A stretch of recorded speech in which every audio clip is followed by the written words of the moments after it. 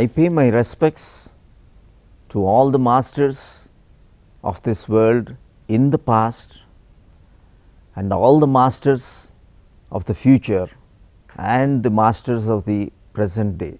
Let us analyze what actually is this life and who is this God and how to go about.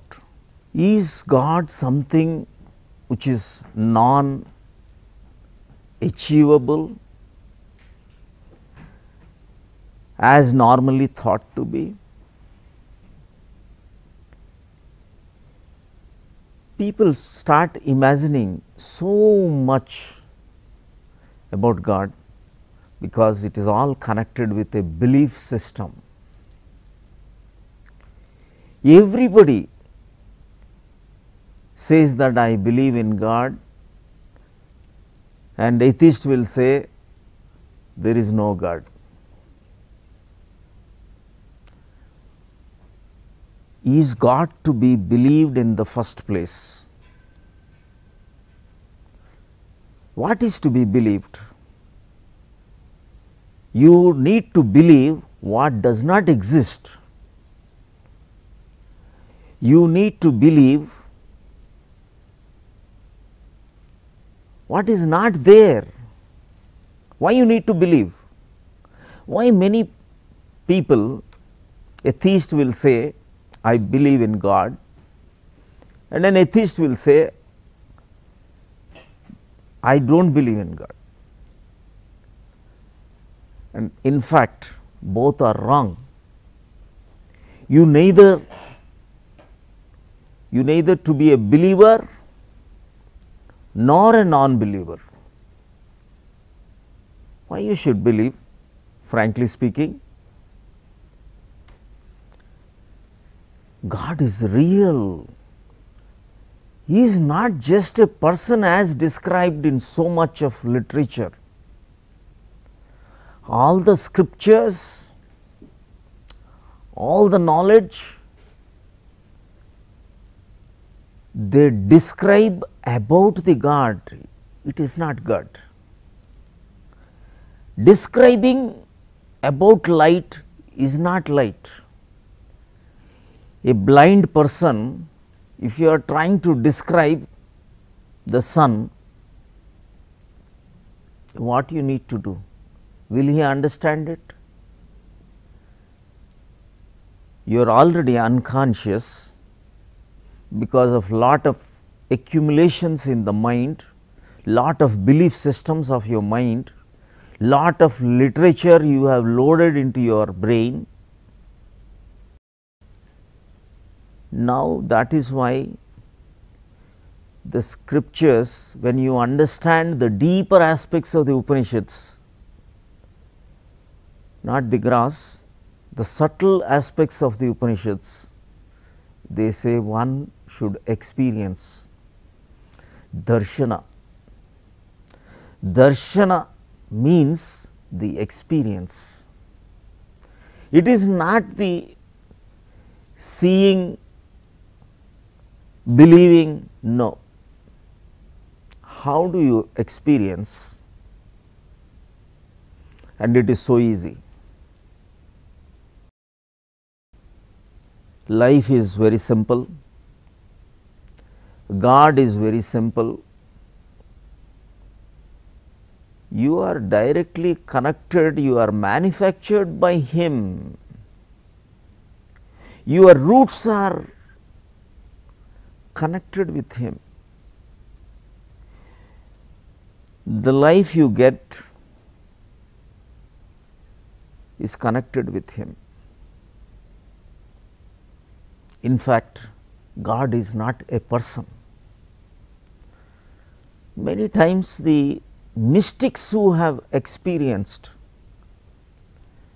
like Shiva, Krishna, Jesus, Buddha, Mahavira, people started worshipping the masters who have experienced God.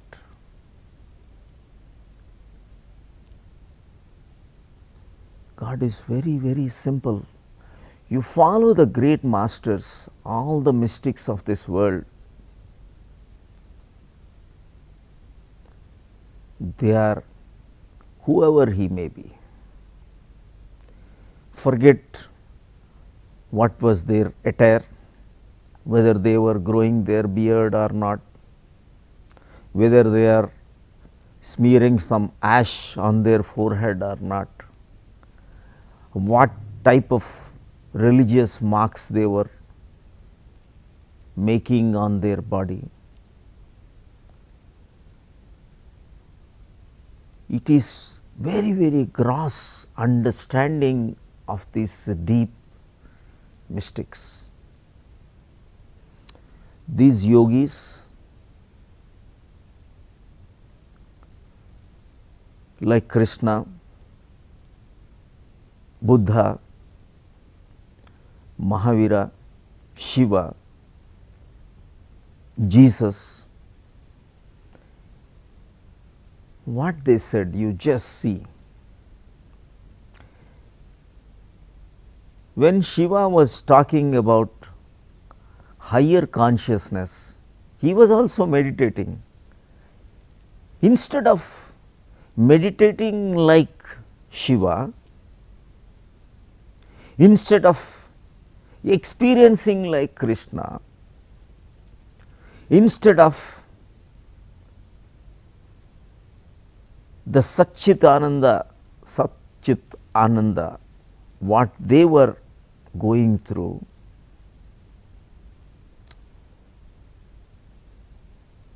we have started just keeping the masters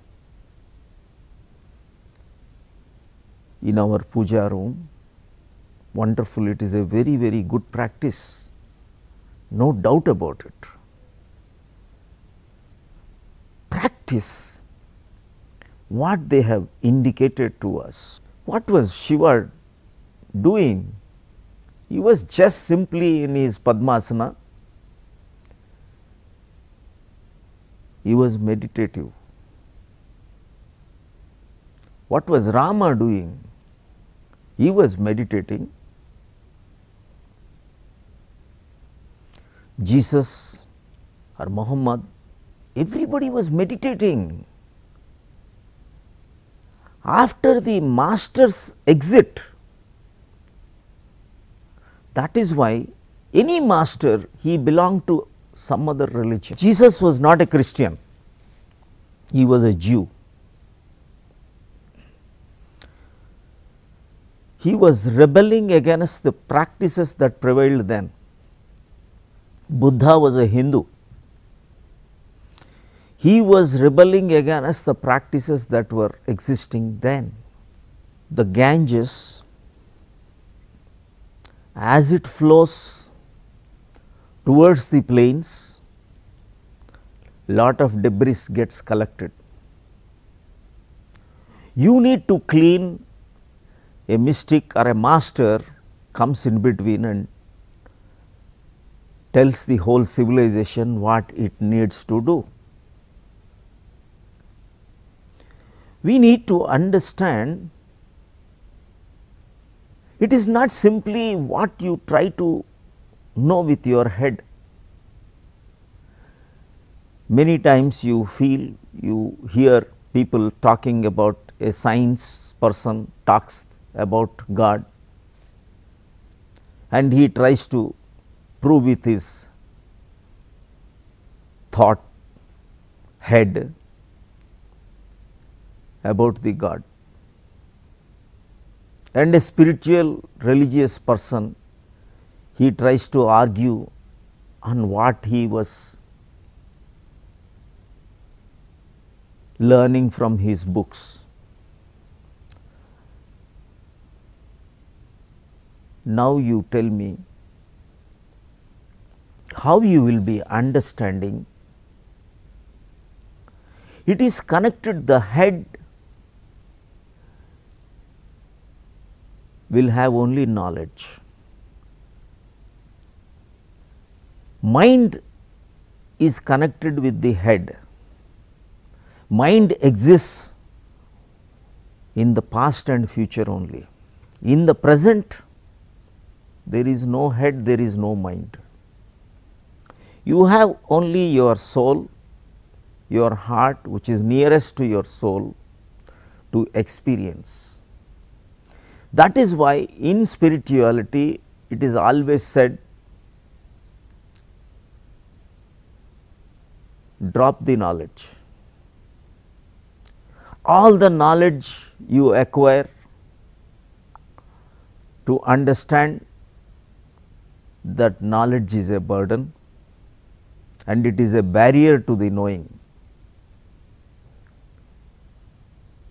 The knowledge of the rose flower will stop knowing the rose flower.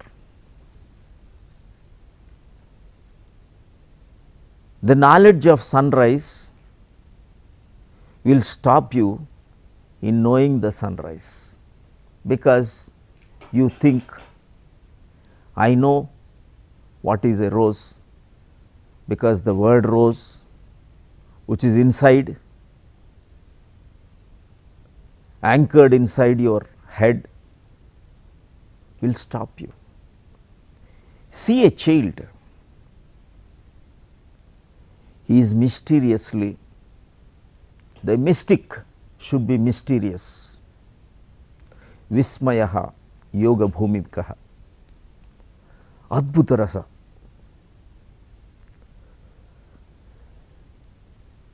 There is a splendor, great mystery how a child is operating. You just see how absolutely a child, that is why child is considered to be God. He is only knowing, no knowledge is there. Till you are 4 years, there is no mind also. That is why you cannot recall anything which is before 4 years. Absolutely, you give a rose flower to a child, he will smell it, he will touch it, he will taste it, everything he wants to experience. Absolutely, when he enters the school, starts learning the words one after the other, his divine nature is getting masked day by day. And our examination system, it is only learning us to vomit all the information, and they do not connect with our right brain at all. Now, in US, they have done enough research to conclude that the right brain is 95%, and whatever you are learning today is only belonging to the left brain of that 5%, and it does not give you the tools to handle either your life, your heart,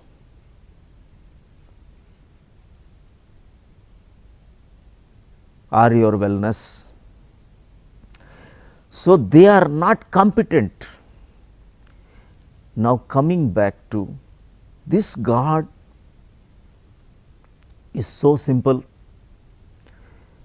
people made it so complex. See how a Upanishadic seer, seer means one who sees, not one who accumulates. Who is silently experiencing Upanishads, sitting by the side of the master. He experiences, and it is so easy to experience God. It is so easy to understand your life. Life, we make it so complex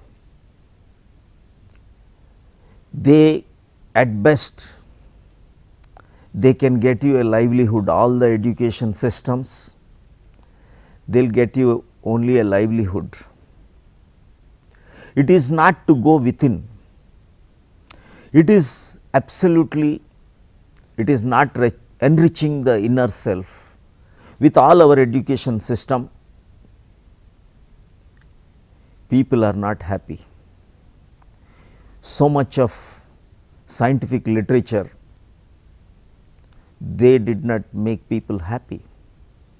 Why? Even the West, which is so much industrially developed and technologically developed, they look to the East for our concepts of Sanatana Dharma. Why? For their happiness. Why the suicides are increasing? Why people are not satisfied? Instead of so much of riches, why? You just think it is some other skill you need to have to understand this life, understand, experience this God. All the knowledge of your left brain is useless in understanding the God at all, or to enrich your life at all. Sanatana Dharma, it knew this. Our Upanishads, it knew this. The Tantra, Sufism, Zen, Hasidism, all were learning the experiencing part of this life. For experiencing, what you need to do? If you are unconscious in your belief systems, people start imagining certain shape to God. Do we think that Rama, he was always carrying his bow and arrow? Why do you want to see Rama with only bow and arrow? Why do you want to see Krishna with only Sudarshan Chakra?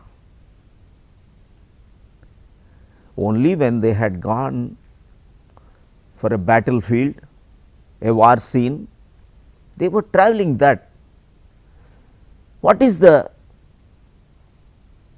significance?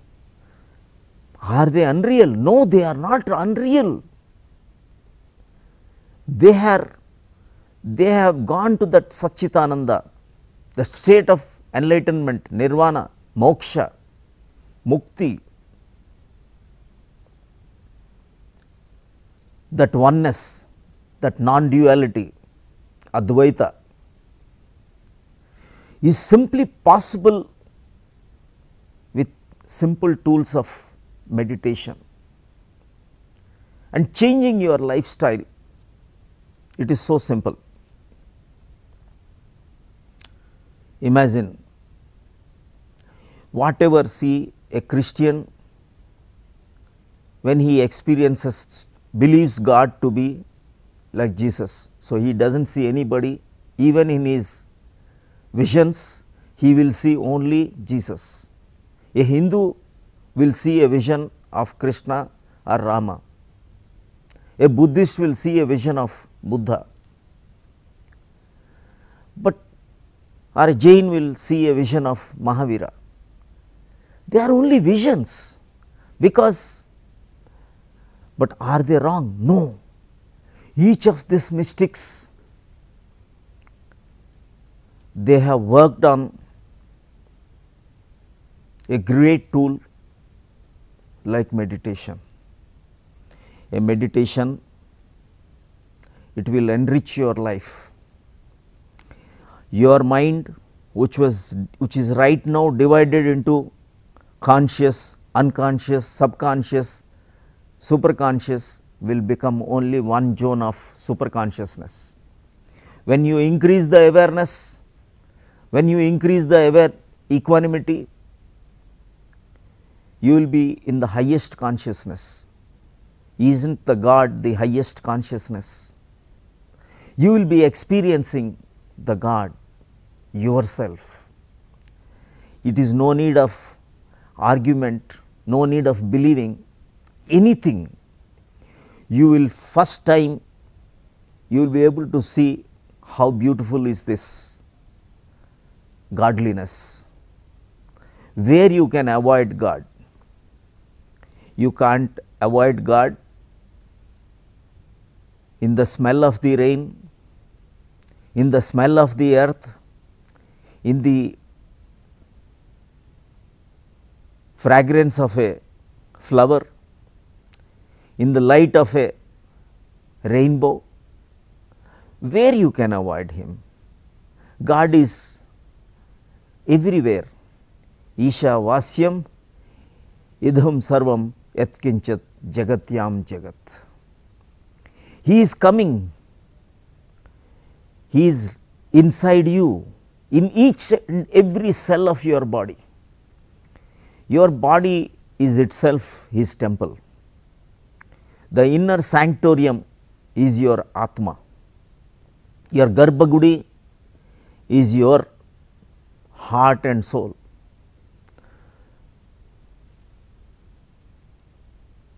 Dvajastambha is your spine alone. Your spine is the Dvajastambha. So, once you meditate, you will understand that silence, that solitude, that peace. You will experience godliness in each and every person around you, and it is just not in the image of the idol. Of course, he is also in the image, but he is also outside the image. He is in the temple, but he is also out of the temple. He is in everybody. So,